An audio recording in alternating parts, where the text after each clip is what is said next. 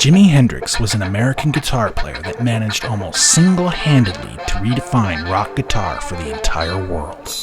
His sound and his style would change everything and come to represent one of the most iconic sounds of the 60s and 70s. Welcome to GTR Episode 4, Hendrix-ism.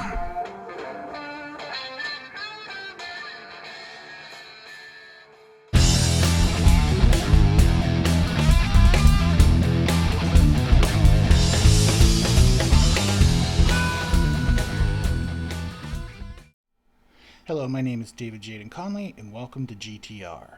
Today we're going to do a technique called Hendrix-ism.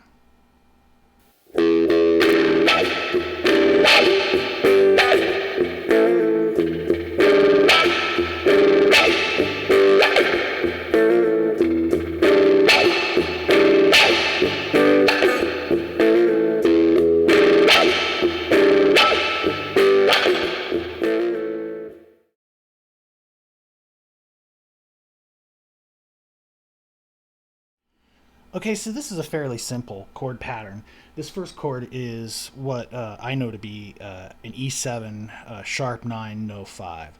So I've seen it called lots of different things, but I call it the Hendrix chord because I really associate it very closely with Jimi Hendrix and all sorts of blues, actually. So the really important thing to watch here is the wah pedal movement. So you got to make sure that when you're doing the upswing, you're basically holding the notes. Oh, you're just loosening. They're still over the same spot, but they're just kind of muting them slightly. And I rock the wah pedal forward and then back. And you move to that G, which would be, we've got two 16th notes there. And then you use your finger as a bar on the A. It's a very Hendrix-y type thing to do.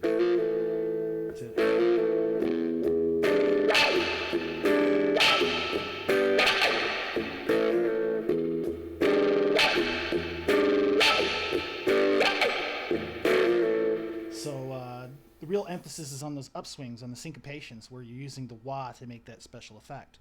So I really didn't use a lot on this amplifier. It's basically a 1965 Fender Twin. It's got a little bit of gain on it just to make it slightly dirty and some reverb. But other than that, it's really just the wah pedal that I'm using, and I wanted to do that so that you could really clearly see how the wah is giving it that Hendrix effect. And these are very Hendrix chords. So, anywho, thanks for coming to GTR, and we'll see you next time.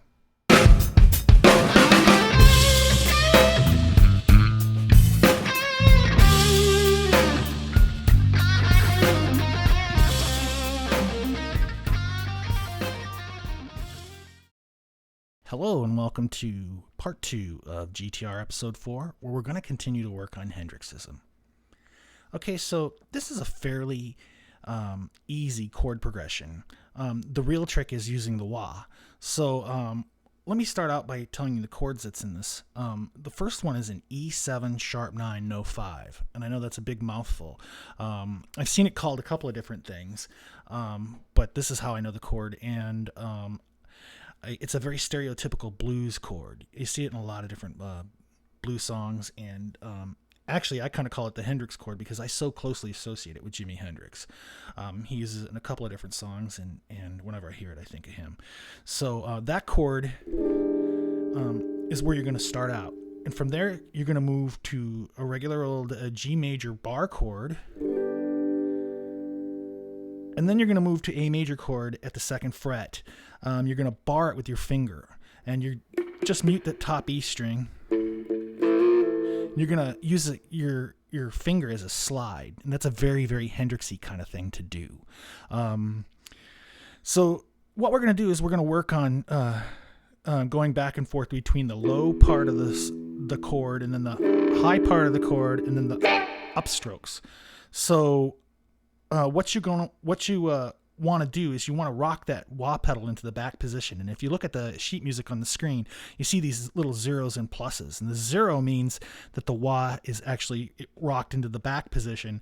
And then when you want to move it to the forward position, you see a plus sign. So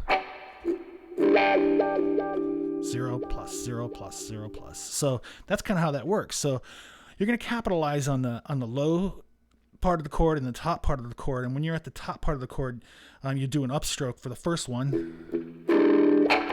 So it's, and then you're going to move to the G, where you have 2 16th notes, which will be an up and down stroke. Again, playing off the bottom and the top of the chord.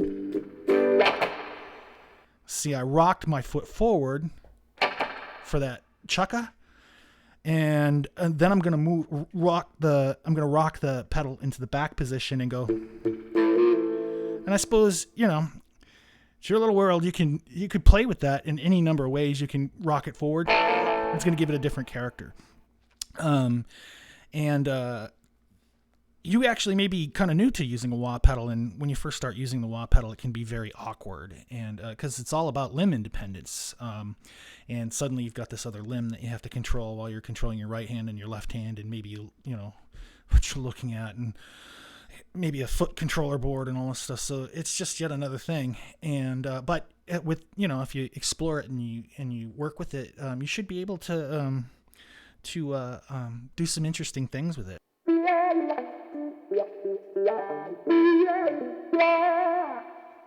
So I encourage you to explore that. So as I said, the chord progression in and of itself is not really that hard. The real trick is integrating the wah and using it at the right moment. So, like as I said, you're going to focus on the low part of the chord, then the high part of the chord, and then the up stroke to give you that chuck kind of sound. So.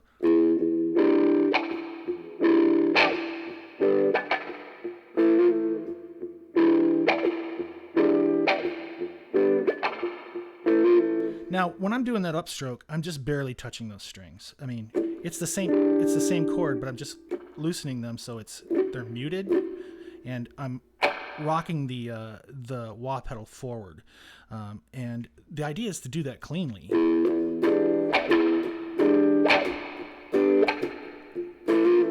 So I encourage you to explore that and try to get the timing of that down.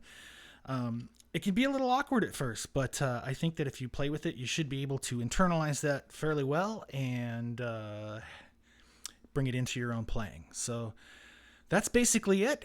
And I want to thank you for tuning in to GTR, and we hope to see you again next time.